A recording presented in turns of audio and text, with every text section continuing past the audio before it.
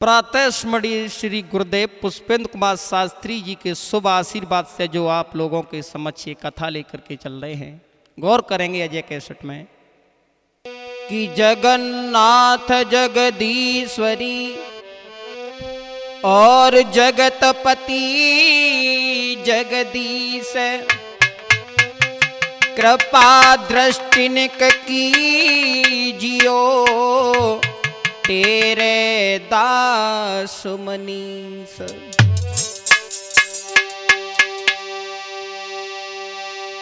तो शरीरों की मीड़ी के पति तुम्ही और नमन करी हर बार कृपा दृष्टिनिक कीजियो सो मेरी नाव गई पार। आदरणीय उपस्थित समस्त श्रोता बंधु, आज हम अजय कैसेट कंपनी एटा के माध्यम से आप लोगों के समक्ष लेकर के चल रहे हैं कि भगवान कृष्ण का अवतार किस प्रकार हुआ, कैसे हुआ, कहाँ हुआ। आइए गौर करते हैं अजय कैसेट में। ऑडियो वीडियो रिकॉर्डिंग रिलीज कराने के लिए संपर्क करें अजय कैसेट कंपनी एटा। Mobile number 9719114562।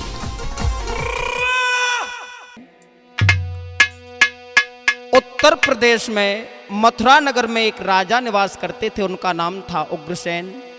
बड़े ही सत्यवादी राजा थे।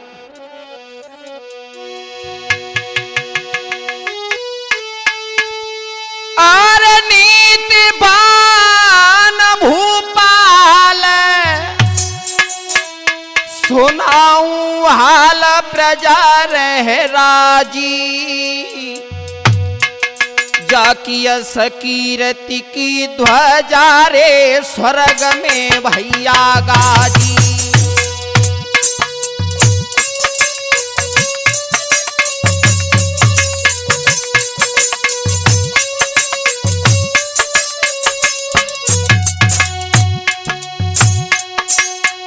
अरे स्वर्ग में गाजी, स्वर्ग में गाजी, स्वर्ग में गाजी, स्वर्ग में गाजी जाकी सकीरति की ध्वजा रे स्वर्ग में भैया गाजी।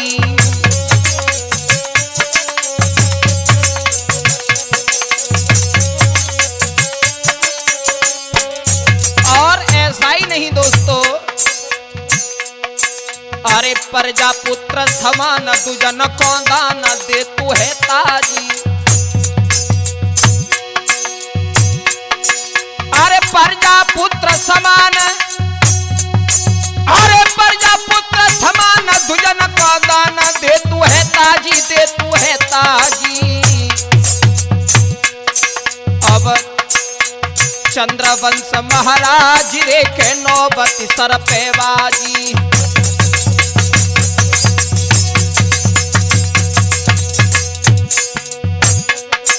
अब चंद्रवंश महाराज देखे नौबती सर पे बाजी।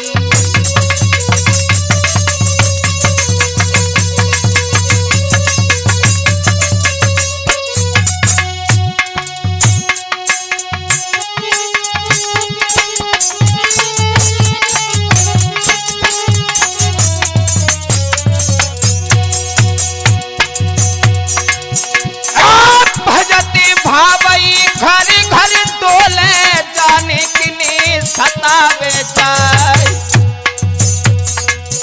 अरे घर को भैया बात नहीं पूछे रिश्तेदार पीठ दे जाए।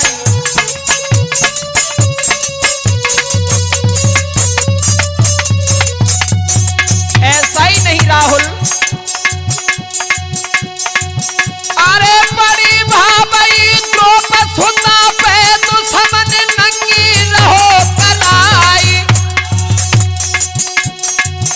अरे बड़ी भाई रामचंद्र पे वन में हरी सिया सीनार। अरे भाई आज राजा पे दिल में एक आवे रे एक जाई।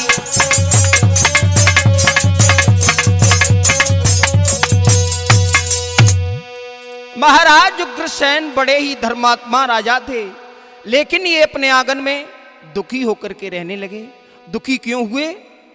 जो इनका पुत्र था कंस, बड़ा ही दुराचारी था, प्रजा के लोगों को नाना प्रकार से कष्ट देता है। प्रजा के लोग आकर के महाराज से कहते हैं, महाराज अगर किसी दूसरे की बात हो तो कहने में भी अच्छी लगेगी, क्या करें तुम्हारे ही घर की बात है, तुम्हारा पुत्र हमें रहने नहीं देगा और हम ज्यादा होगा तो इस राज्य को छोड़ करके चले जाएंगे। महाराज उग्रसेन अपने पुत्र को बुलाते हैं, कंस अरे इधर आओ, तुम एक बात नहीं जानते हो, अगर प्रजा के लोगों के साथ में मिलकर के नहीं जानते हो तो एक दिन वो होगा कि तुम कौड़ी के तीर बन जाओगे। भोजराज कंस कहने लगा है, पिताजी हम समझ गए। क्या समझ गए?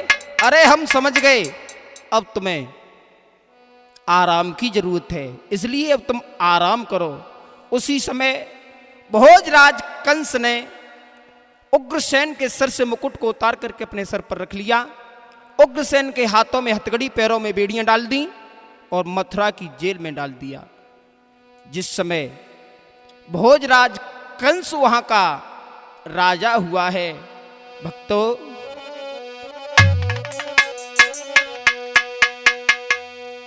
दिन प्रतिदिन अत्याचार ही अत्याचार होने लगे, मंदिर तुड़वाए जाने लगे, गौशालाओं में आग लगवाई जाने लगी। अधिकारी भोजव कंसराज कानूनी नए नए बनन लगे।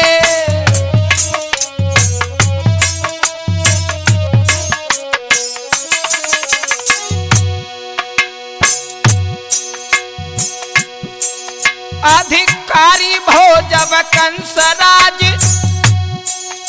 कानूनी नए नए बनन लगे। तब लुच्चा और लफंगन के रवड़ी से भोजन खवन लगे।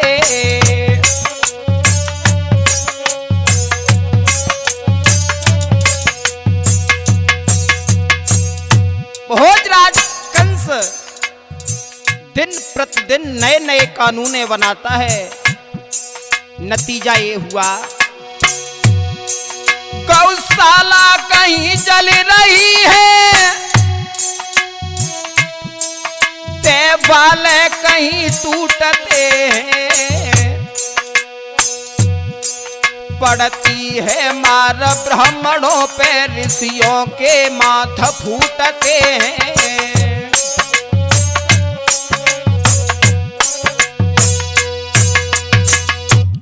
भोजराज कंस जब राजगद्दी पर बैठा है, कहने लगा है, देखिए सभा के लोगों, जो भी हमारे पिताजी के राज्य में होता था वो हमारे राज्य में हरगिज नहीं होगा।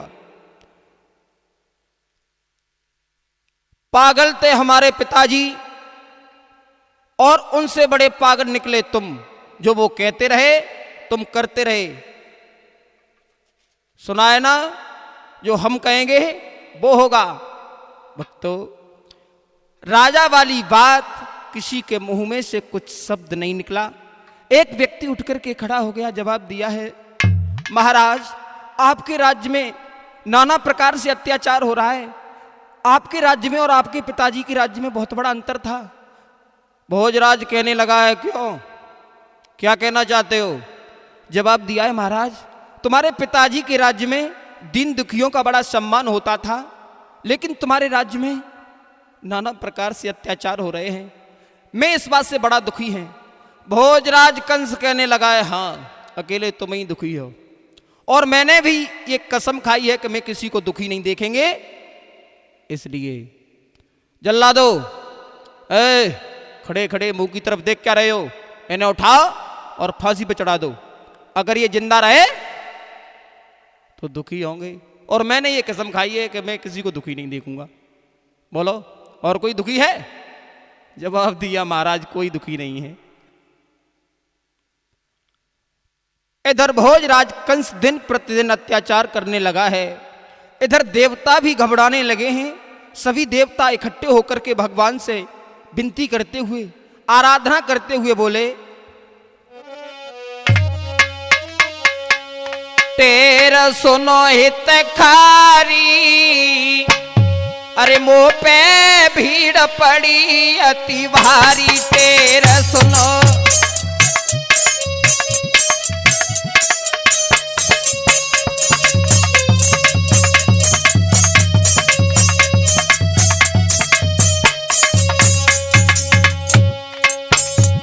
तेरा सुनो हितकारी, मुँह पे भीड़ पड़ी अति भारी। तेरा सुनो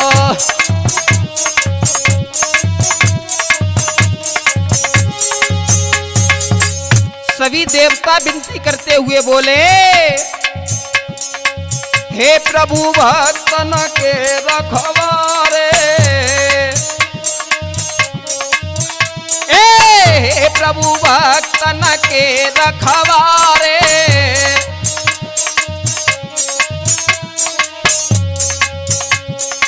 हम सब आए शरण तुम्हारे।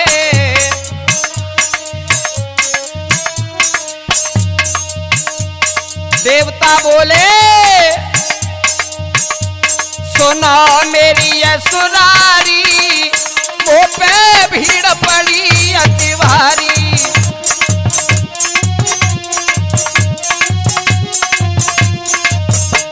तेरा सुनो हितकारी, मुँह पे भीड़ पड़ी अति भारी। तेरा सुनो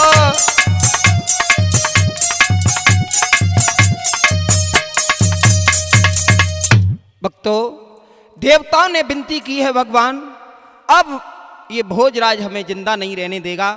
उसी समय भगवान ने आकाश से आवाज दी है, हे देवताओं, तुम गोकुल में जाकर के जन्म लो, हम तुम्हारे राजा बनकर के आ रहे हैं। इधर सभी देवता गोकुल में अपना जन्म लेते हैं।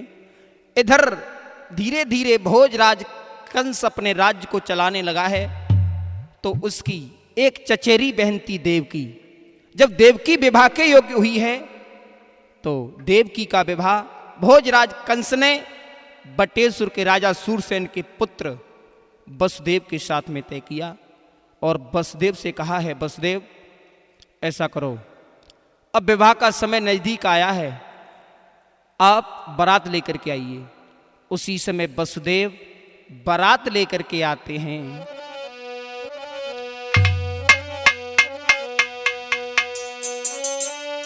और हंसी खुशी के साथ की चली बारात मथुरा आई। अरे मंडप लो गढ़वाई रे देवकी की भई सगाई।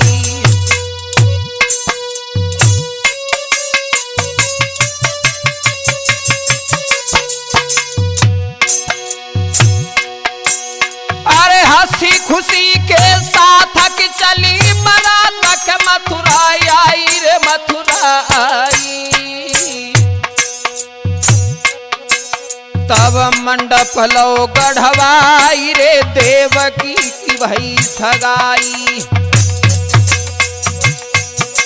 तब मंडप लो गढ़वाई रे देवकी की भई सगाई।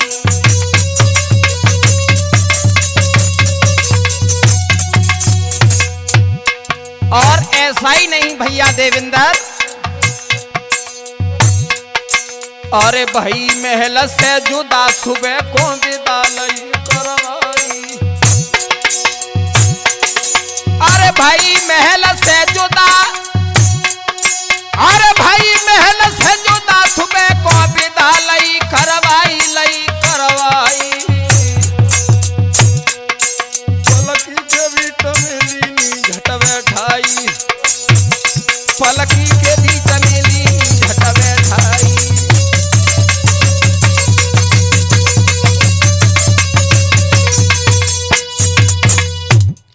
जब देवकी पालकी में बैठकर के ससुराल के लिए चली, साथ की सहेलियां गीत गाती हुई समझाती हुई बोली हैं, बहन अब तू हमें छोड़ करके जा रही है।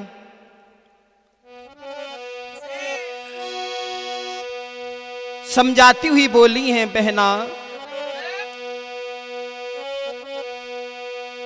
बबुला की गलियों में मेरे संग संग खेली है।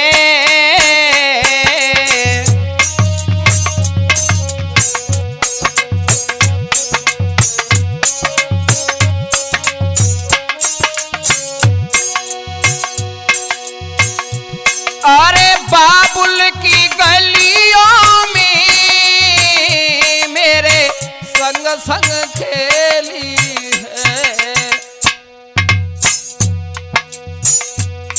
अब मोई छोड़ी पति संग, अब मोई छोड़ी पति संग चली संग की सहेली है।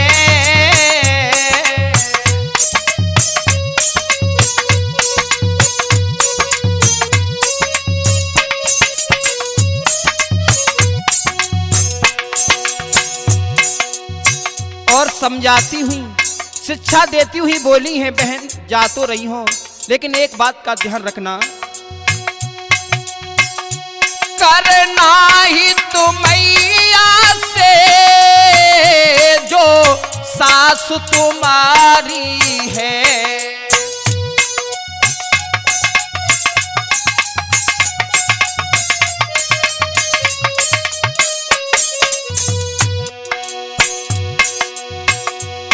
करना ही तुमैया से जो सास तुम्हारी है। मत पति को ठुकराना, मत पति को ठुकराना, ये सीख हमारी है।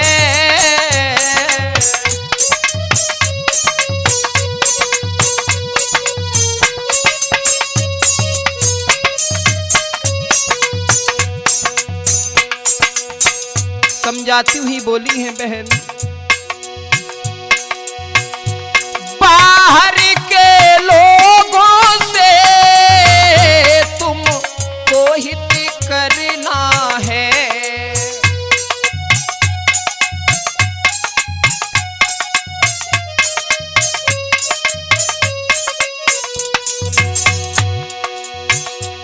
बाहर के लोगों से तुमको हित करना है। सब लोग करी इज्जत, सब लोग करी बढ़ाई, ये मनीष का कहना है।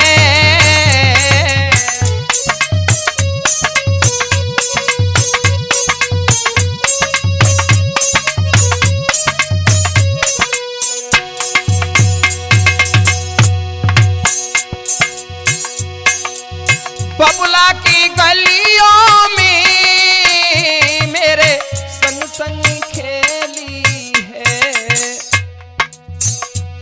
अब मोई छोड़ी पति संग, अब मोई छोड़ी पिय संग चली संग की सहेली है।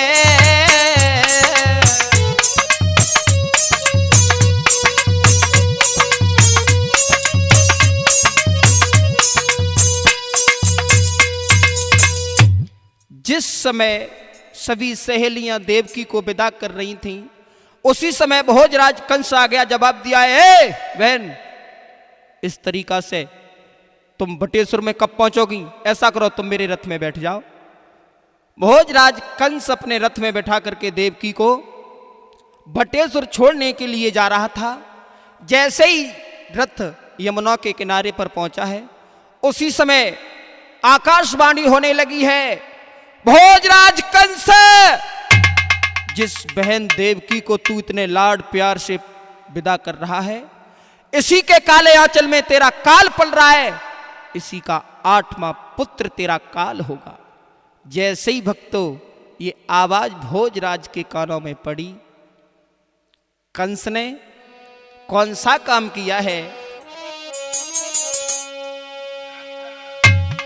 विचार करने लगा है, मैं उस वृक्ष को ही नहीं छोड़ूंगा जिस वृक्ष पर वो फल लगेगा। अरे कंस ने लई कटारी है,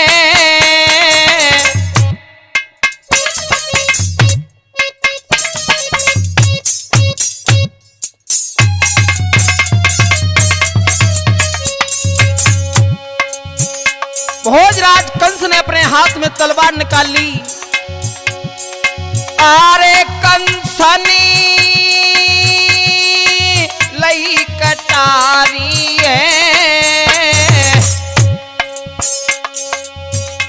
बहना के पकड़े के सदुष्ट ने भूमि उतारी है।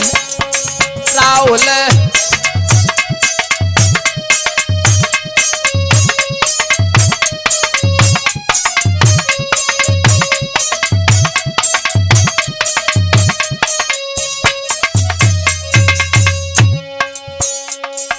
विचार करने लगा है भोजराज कंस। अरे कहतेगा हाथन में डांटू, बहुत सुंदर है। अरे कहतेगा हाथन में डांटू, जा वृक्ष पे फल लगी जाई बाई में नीचे ते काटूं भैया।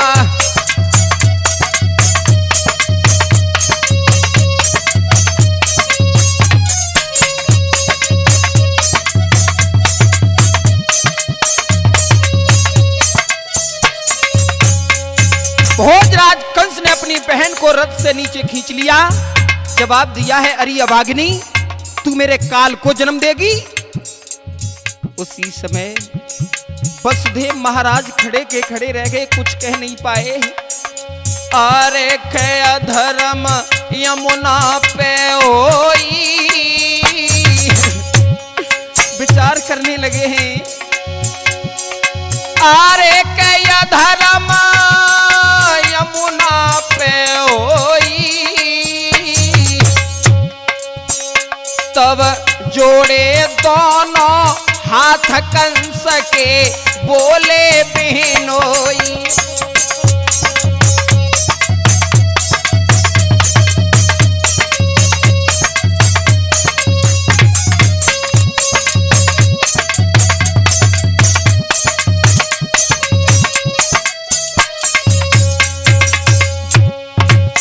वसुदेव महाराज भोजराज कंस के सामने पर अपने हाथ जोड़ करके कहने लगे हैं, राजन, अरे तुम्हारा काल देवकी की संतान ही तो है।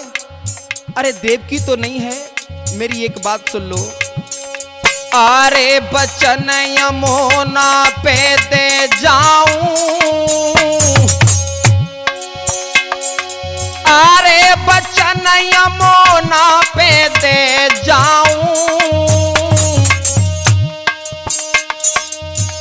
तेरी बहना जन्म में लालबाई में मथुरा में लाऊं। राजन इसे छोड़ दे।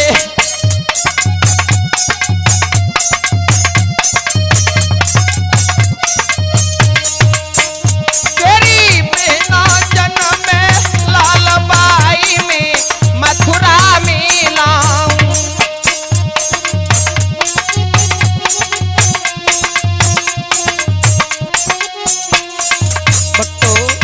भोजराज कंस देवकी के केस नहीं छोड़ रहा। जाको भैया पत्थर बनो, कलेजो नहीं पिघलो है।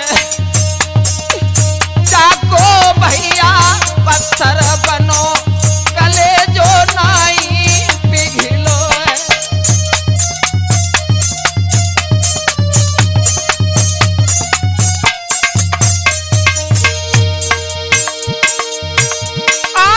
नहीं पिघलो है, कलेजो नहीं पिघलो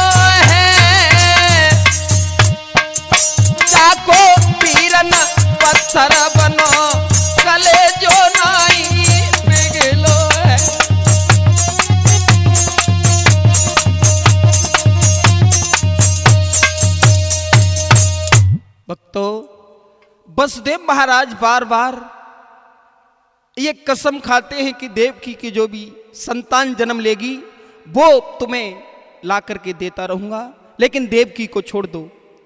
भोजराज कंस की ये बात समझ में आ गई और देवकी को छोड़ दिया। वसुदेव महाराज देवकी को लेकर के बटेश्वर में चले आए। धीरे धीरे जब देवकी के गर्भ से प्रथम पुत्र का जन्म होता है, देवकी बहुत ही खुश है।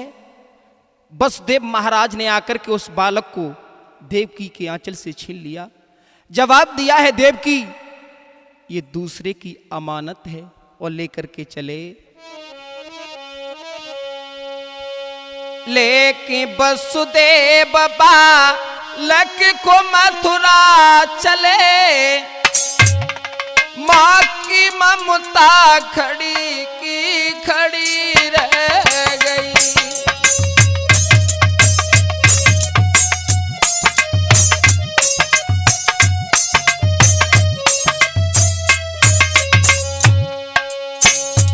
वसुदेव महाराज समझाते हैं, वो दिन याद करो जिस दिन मैंने तुम्हें कंस से छुड़ाया था। मैं वचनबद्ध हूं भद्रे।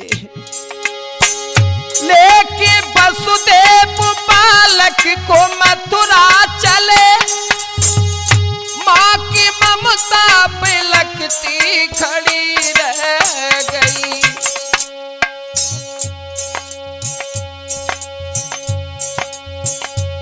कुछ कह ना सकी अपने मन की व्यथा, कुछ कह ना सकी अपने मन की व्यथा। दिल में छुरियां सी चलती चली रह गई।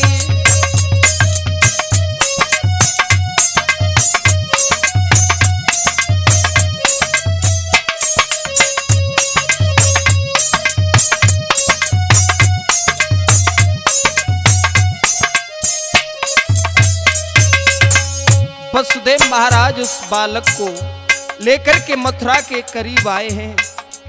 उधर मैया की दशा बिगड़ चुकी थी। लेके वसुदेव बालक को मथुरा चले, मां की ममता बिलखती खड़ी रह गई। तड़पती रही देवकी महल में, तड़पती रही देवकी महल में। बहती आंखों से आंसू झड़ी रह गई।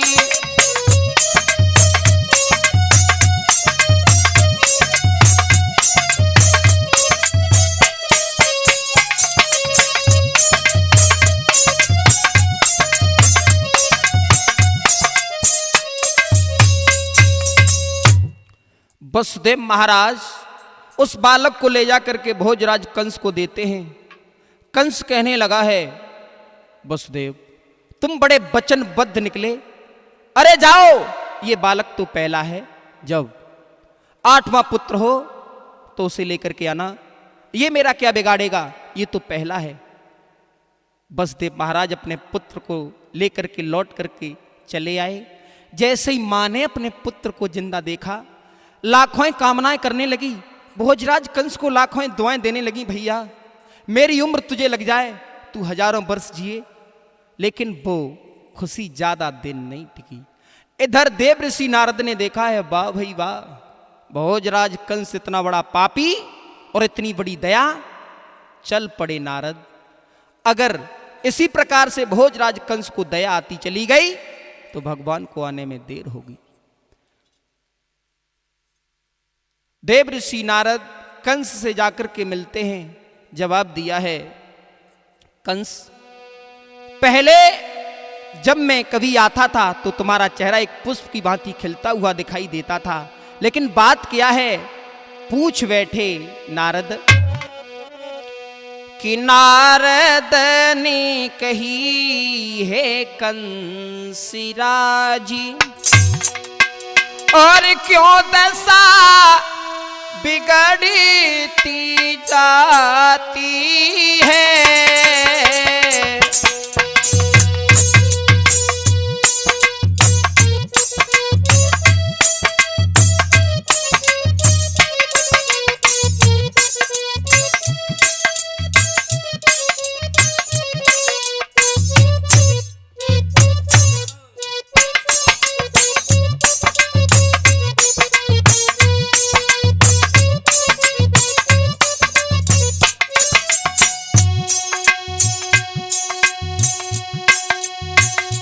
नारद ने कही है कंस राज, नारद ने कही है कंस राज,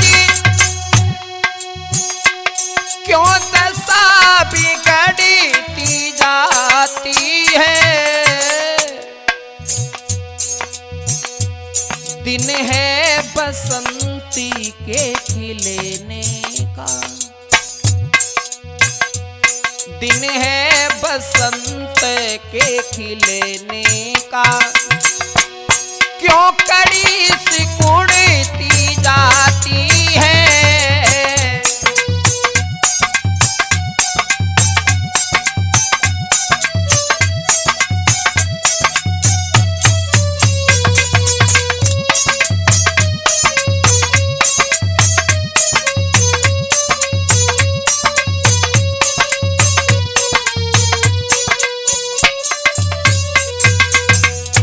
जवाब दिया है भोजराज कंस। आखिर बात क्या है? शंका है काऊ समुद्र की जी संग,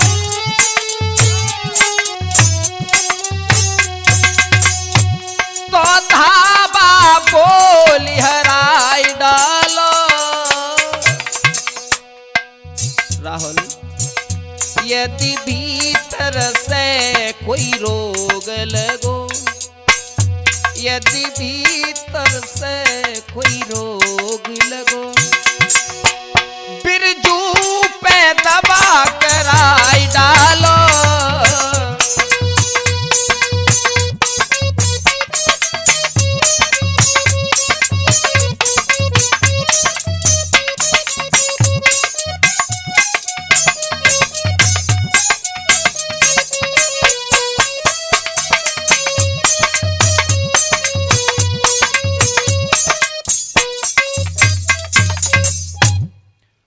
भोजराज कंस कहने लगा है, बाबा तुम्हें पता नहीं है, जिस दिन से आकाशवाणी हुई है देवकी का 8वां पुत्र मेरा काल होगा, तब से मुझे खाया हुआ भोजन अच्छा नहीं लगता। नारद कहने लगे, मतलब तो तुमने कुछ सोचा? कंस कहने लगा है, देव ऋषि नारद, देवकी का पहला पुत्र हुआ था, वो मैंने पहला समझ करके छोड़ दिया है। अगर थोड़ी देर पहले आ जाते तो दिखा भी देते वो बच्चा कैसा था। नारद सोचने लगे, देखने की कोई जरूरत नहीं है। उसी समय नारद कहने लगे हैं, भोजराज कंस तुम्हारी कोई गलती नहीं है, तुम्हारा कोई कसूर नहीं है। और देव ऋषि नारद ने अपने हाथ में एक पुष्प उठाया है, जवाब दिया है, देखो इस पुष्प की 8 पंखुड़ियां हैं, अगर एक पंखुड़ी को छोड़ करके दूसरी पंखुड़ी से गिनती शुरू की जाए तो प्रत्येक पंखुड़ी 8वीं बैठ सकती है। इसी प्रकार देवकी की प्रत्येक संतान 8वीं बैठ सकती है। भोजराज एकदम गद्दी से उछल पड़ा, जवाब दिया, क्या मतलब देवकी के प्रत्येक पुत्र को मार दिया जाए? नारद कहने लगे, हम कब कह रहे हैं कि पुत्र को मार दिया जाए, है तुम्हारा काम है। उसी समय देव ऋषि नारद तो चले गए, भोजराज कंस ने बटेश्वर में जाकर के उस बालक को देवकी की गोदी से उठा लिया, शिला से पटक करके मार दिया। देवकी और वसुदेव को जेल में डाल दिया। हाथों में हथकड़ी, पैरों में बेड़ियां, धीरे धीरे देवकी के संतान होती चली गई। प्रत्येक संतान को भोजराज कंस अपने हाथों से मारता चला गया। जब 6 पुत्र देवकी के भोजराज कंस ने अपने हाथों से मार दिए, इधर क्षीर सागर में भगवान विष्णु शेषनाग से कहते हैं कि अब तुम देवकी के गर्भ में जाओ। इधर आदेश पाकर के शेष देवकी के गर्भ में पलने लगे। जब 7वां गर्भ देवकी का 7 महीने का हुआ है तो भगवान ने अपनी योग माया से इशारा किया। अगर भोजराज कंस ने भैया को मरवा दिया तो अकेले समय नहीं कटेगा। योग माया से इशारा करने लगे हैं भगवान। अरे सुनो शारदा मात मेरी, और भाजी मथुरा को जइयोरी।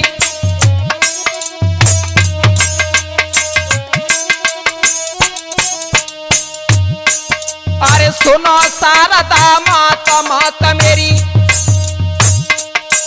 और भाजी मथुरा को जइयोरी। और 7 मास को गर्भ देवकी यमन खींच के लइयोरी।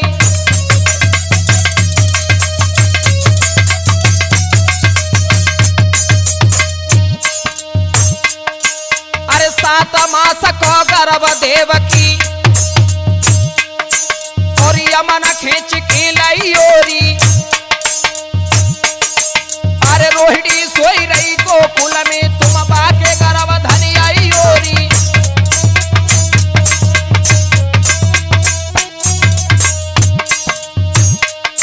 जवाब दिया है योग माया से भगवान ने। देवकी के 7वें गर्भ को खींच करके गोकुल में रोहिणी के गर्भ में धर दो। भगवान का आदेश पाके योग माया चली और चली शारदा मधुपुर से,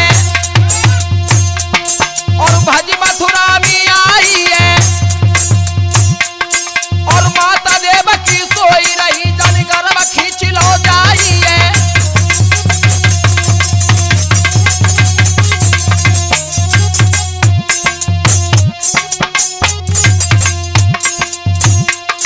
अरे माता देवकी सोई रही,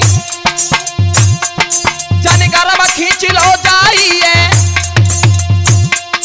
और रोहिणी सोई रही गोकुल में, जी पाके गर्भ धरी आई है।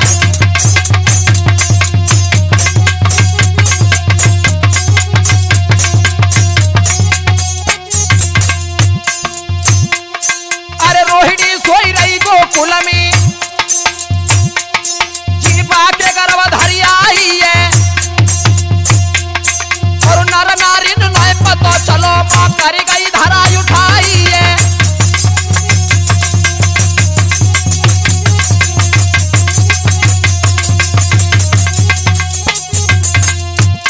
देवकी के गर्भ को खींच करके रोहिणी के गर्भ में प्रवेश कर दिया।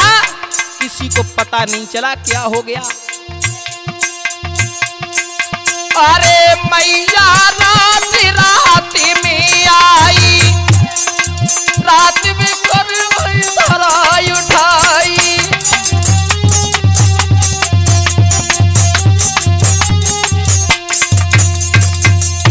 भक्तों, देवकी का 7वां गर्भ रोहिणी के गर्भ में पहुंच गया।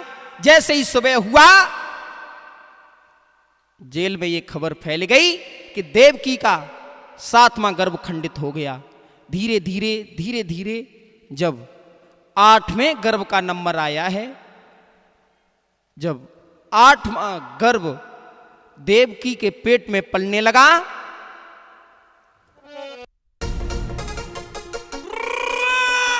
ऑडियो वीडियो रिकॉर्डिंग रिलीज कराने के लिए संपर्क करें अजय कैसेट कंपनी एटा। Mobile number 9719114562।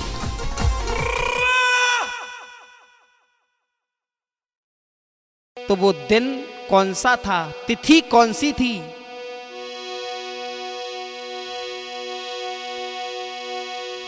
अरे भादो महीना लगो, अष्टमा दबो बुध दिन छाया। जब भन करो पिर का सरे, सोई दर्द मात के आया।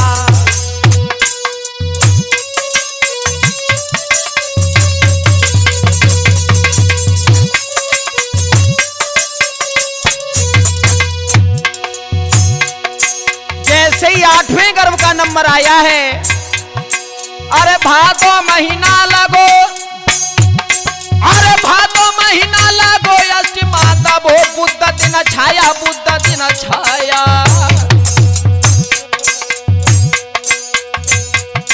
जब भान करो फिर का सरे सोई दर्द मात के आया।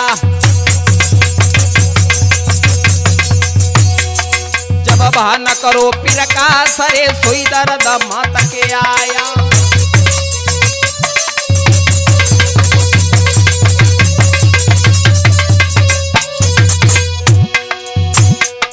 अरे भादो महीना लगो बादना और जब जी के दर्द आया और भोजा राज को पतो चलिए आए भेना को धमकाया।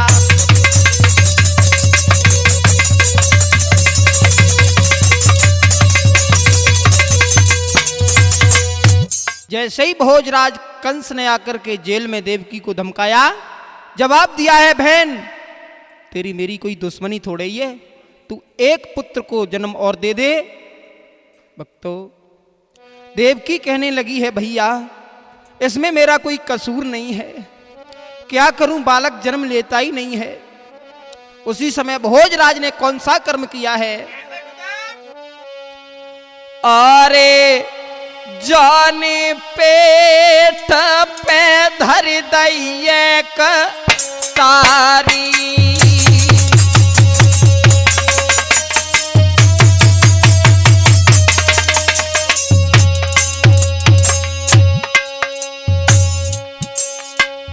अरे जन पेट पे धर दइए कटारी, बालक नाई जने हत्यारी।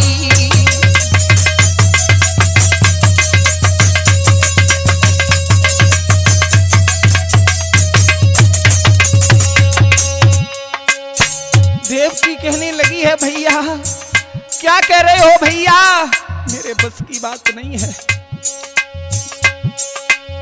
भैया, मेरे बस की नाई।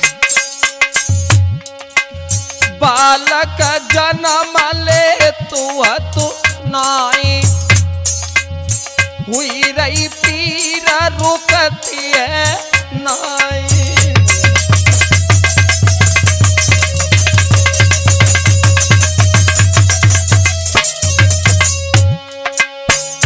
भोजराज कंस कहने लगा है बहन अगर तू संतान को जन्म नहीं देगी मैं तेरे पेट को फाड़ करके उस बच्चे को बाहर निकाल लूंगा। देवकी कहने लगी क्या कह रहे हो भैया? अरे भैया मत बोले करुई बोली, अरे ताती तो दे दे पिसा की गोली।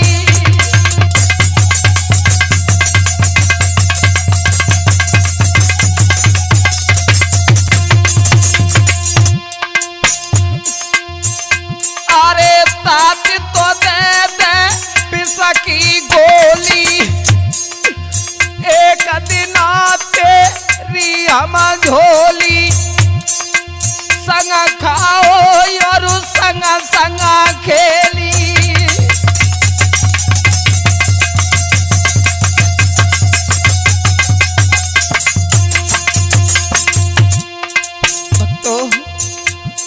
भोजराज कंस बहन को जेल में धमका रहा है।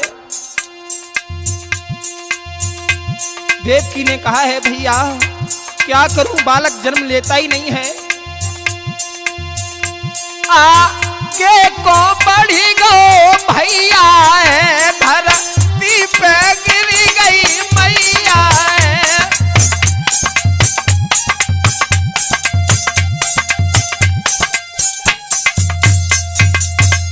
भोजराज कंस बहन को धमका करके चला गया। मां जेल में धरती पर गिर पड़ी, नाना प्रकार से पीड़ाएं सहन कर रही है। प्रसव के समय मां को एक घूंट पानी देने वाला भी नहीं था कोई वहां पर। मां विलाप कर रही है जेल में। जाके उठती उदर में पीर मैया बिलखी बिलखी रोबतिए।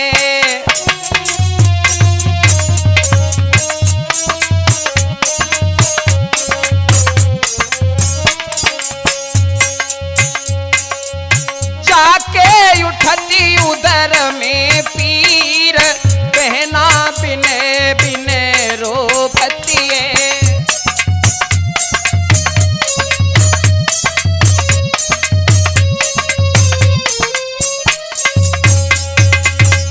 माँ जेल में रुदन कर रही है।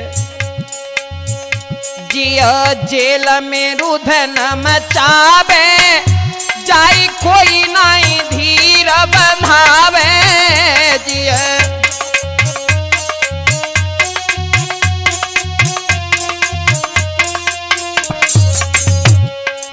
अरे सबा विधि से भैया धीर, बहना बिलखी बिलखी रोबतिए।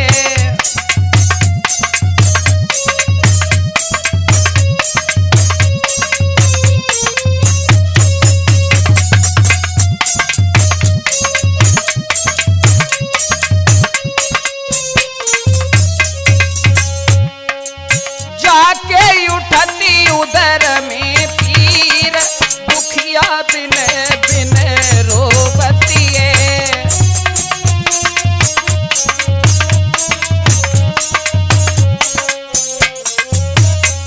आज मां कारागार में रो रही है। दो हाथ पीट रही छाती, नई बात माथा पे आती। दो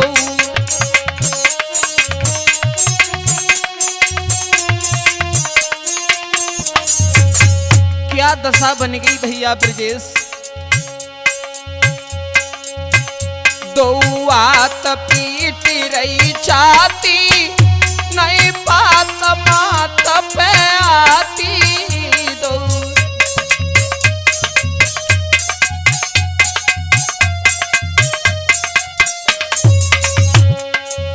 जाको दुश्मन बनी गो पीर, बहना बिलखी बिलखी रोबतिए।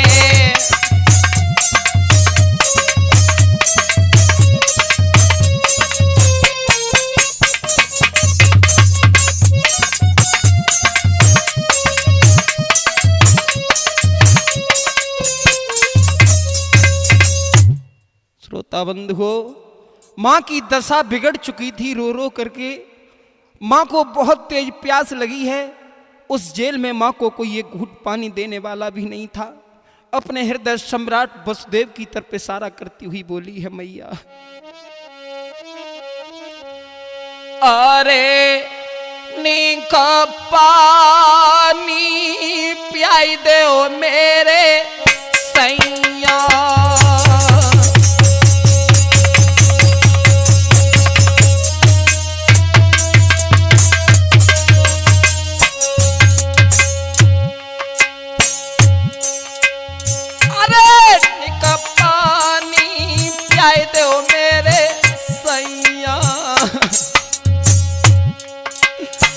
आई जाओ इते छुई त्यारे पैया।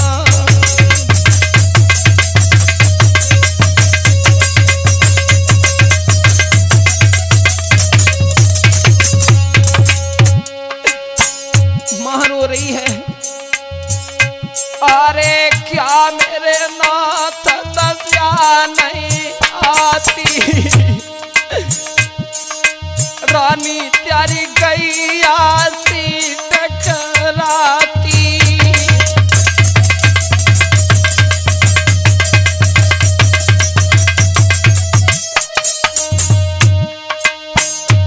देवकी कहने लगी है, महाराज क्या मालूम पड़ता है तुम भी मेरा साथ नहीं दे रहे।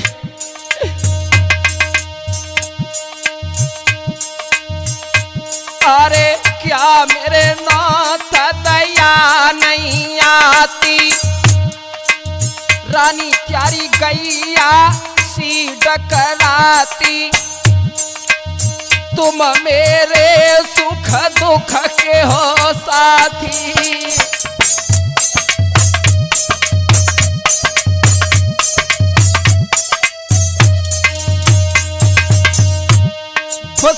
कहने लगे हैं, भद्रे क्या कह रही हो तुम, क्या कह रही हो?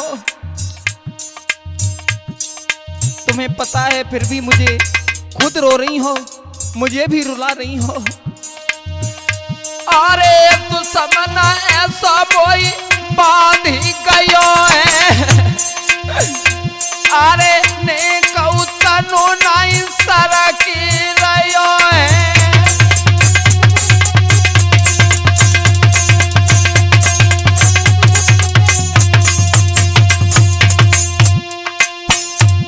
तुम्हारा भैया मुझे इतनी बुरे तरीका से जकड़ करके गया है, मेरा शरीर हिल भी नहीं रहा और रोने से कुछ नहीं होगा, कुछ नहीं होगा भद्रे। अरे छाती ते सिलाई अड़ाई ले कछु गुण परमा ब्रह्म के गायले। अरे जिननी भक्तन के दुख तारे गौतम नारी पैरा राजा तारे बेही बने ही जगत रखवारे।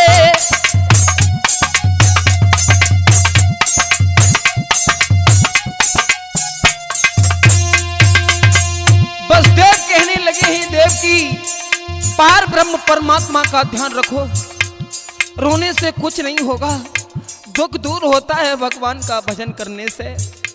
जैसे ही भगवान का नाम लिया, भगवान विष्णु क्षीर सागर में उठ करके बैठ गए।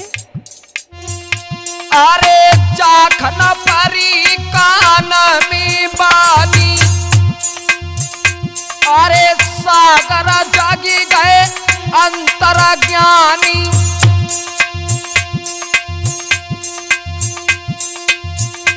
अरे उठ की बैठ गए करतारा, दाखन करो नींद पिरहारा।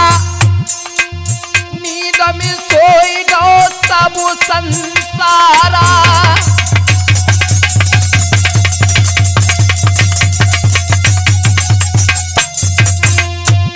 भक्तों, भगवान क्षीर सागर में विचार करते हैं, अब मेरा नंबर आ गया, संसार के ऊपर नींद का प्रकोप कर दिया, सारा संसार नींद में सो गया। उसी समय चंद्रमा की तरफ इशारा करते हुए बोले हैं, प्रमोद चंदा चिपिदा बदारिया की ओटा चंदा।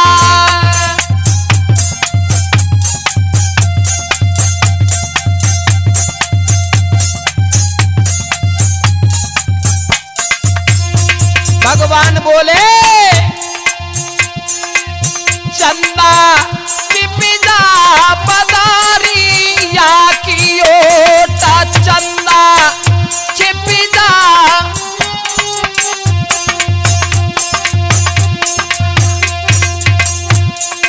अरे अब समय जन्म को है गायो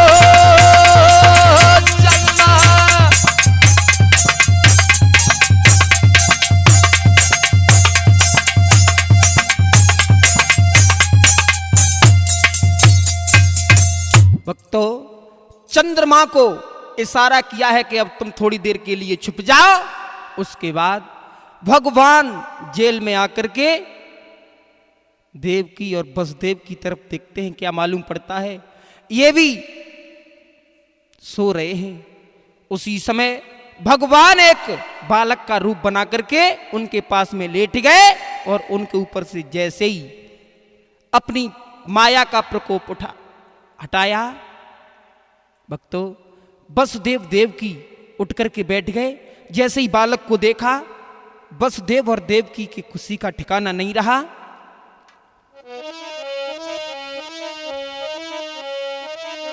लला रवि ऐसो ही ना है, जेल में जन्मे श्री कृष्ण भगवान मथुरा बीच जेल खाने में।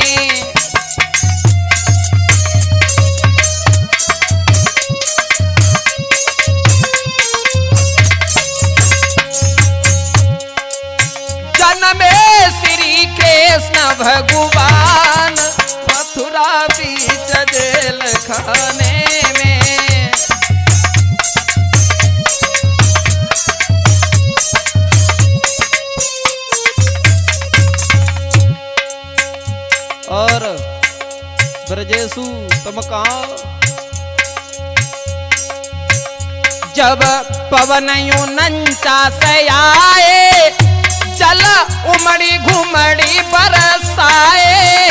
जब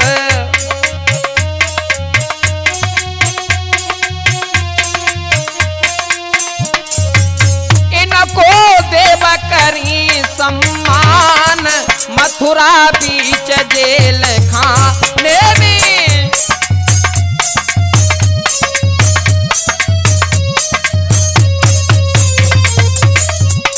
और वसुदेव देवकी के खुशी का ठिकाना नहीं रहा। वसुदेव देवकी हर से खुल गई हथकड़ी कर से।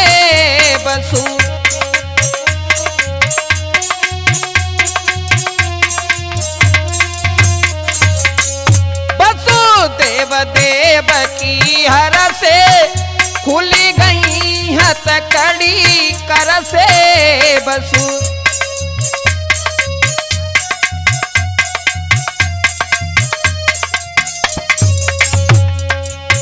इनको हुई रहो हर्ष महान, मथुरा बीच जेल खाना।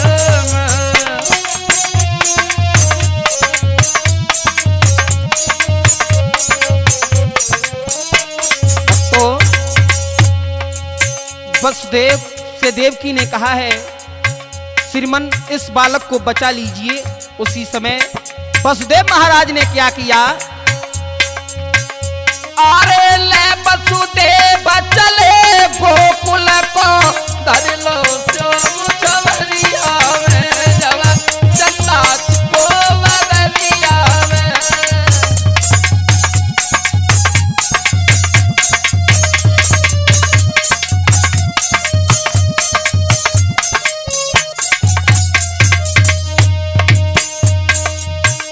अरे ले वसुदेव चले गोकुल को, धरी लो श्याम छबरिया में, जब चंदा छिपो बदरिया में।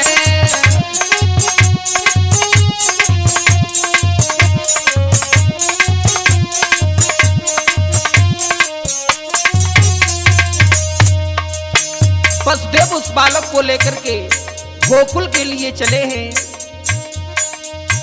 जब धसी यमुना में आए,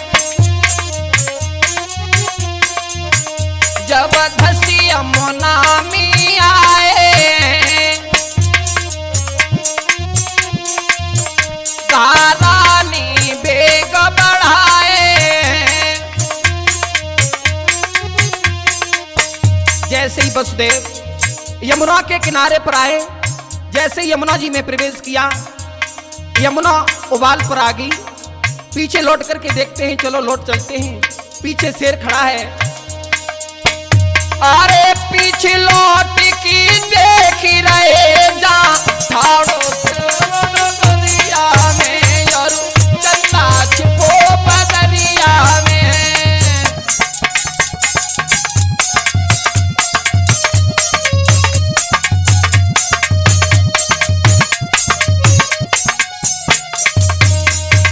वसुदेव आगे के लिए यमुना जी में बढ़े।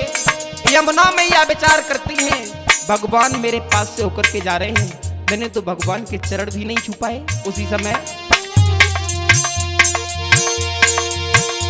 चढ़ी आई नदिया, अचक चढ़ी आई नदिया,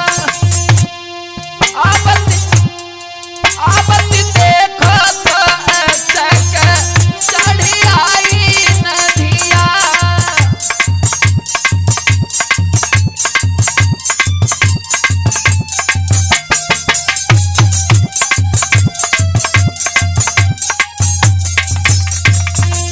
यमुना जी ऊपर के लिए बढ़ने लगी हैं। अरे आगे बढ़ी जमुना जल गहरी, पीछे खड़ा लखा के हरी।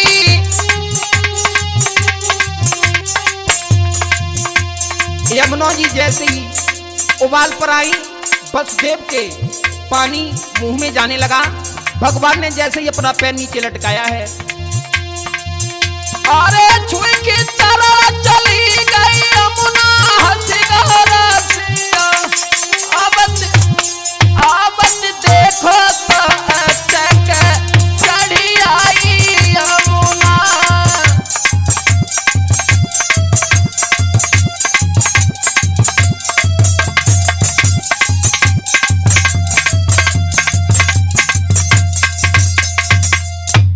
प्रकार से वसुदेव ने उस बालक को ले जाकर के बाबा नंद के यहाँ पर रखा है और जो योग माया के रूप में लड़की बनी हुई यशोदा के पास में लेटी हुई थी, उस लड़की को लेकर के जेल में चले आए।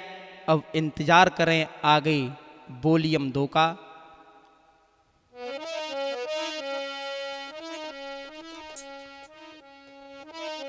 और हमारी इस कैसेट के अधिकृत विक्रेता हैं रंजीत मोबाइल पॉइंट, एटा, आगरा रोड, चुंगी, देवेंद्र मोबाइल पॉइंट, अक्सौली चौराहा, सचिन मोबाइल पॉइंट, करहेल। आपने जो कहानी श्रवण की अजय कैसेट कंपनी के माध्यम से, ऑडियो वीडियो रिकॉर्डिंग रिलीज कराने के लिए संपर्क करें अजय कैसेट कंपनी, एटा। Mobile number 9719114562। अरे राहुल यादव एहरुमई के ढोलक रहे बजाई और प्रमोद कुमार बादरी बाले चिमटा रहे खनकाई।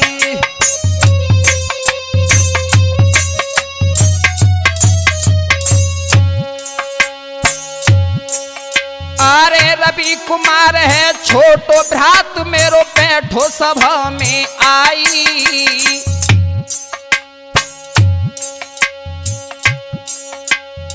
ब्रजेश कुमार हैं बड़े भ्रात मेरे बैठी गए हरसाई। हाँ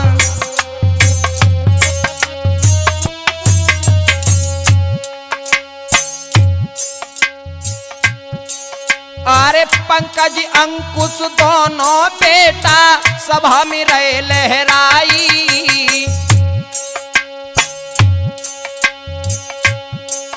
अरे दोनों बेटा बैठ गए ही शिष्य हमारे भाई।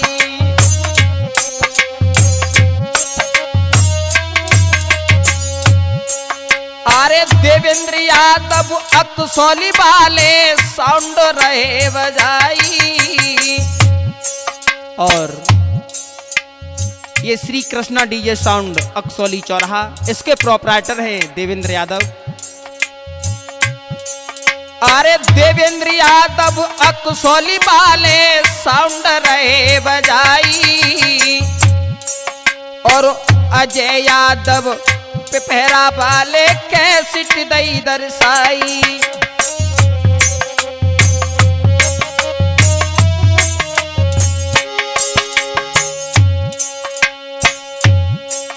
अरे अजय यादव पिपहरा वाले कैसेट दई दर्शाई